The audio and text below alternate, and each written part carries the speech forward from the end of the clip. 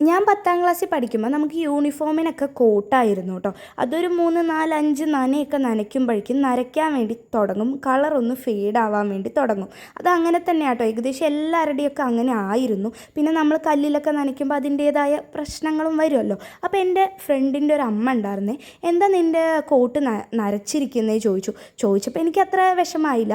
പഠിക്കാത്ത കുട്ടികൾക്കാണ് സ്കൂളുകാർ ഇങ്ങനത്തെ നരച്ച കോട്ട് കൊടുക്കുന്നതെന്ന് പറഞ്ഞു. അത് കേട്ടപ്പോൾ എനിക്ക് നല്ല സങ്കടം വന്നു കേട്ടോ, എന്നെ ഇങ്ങനെ പറഞ്ഞപ്പോൾ.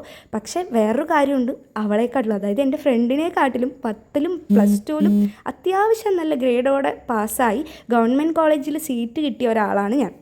ഗവൺമെൻറ് കോളേജിൽ സീറ്റ് കിട്ടണത് അത്ര വലിയ കാര്യമല്ലെങ്കിലും നല്ല മാർക്ക് വേണമല്ലോ. ഇന്ന് ഈ കാലഘട്ടത്തിൽ എല്ലാവരും വിലയിരുത്തുന്നത് ഡ്രസ്സും ചെരുപ്പും ഒക്കെ നോക്കിയിട്ടാണല്ലേ.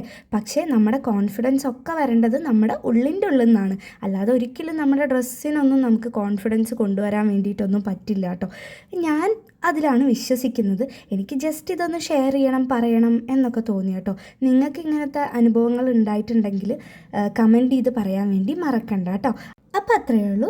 Tata bye, take care, wishing you A wonderful day.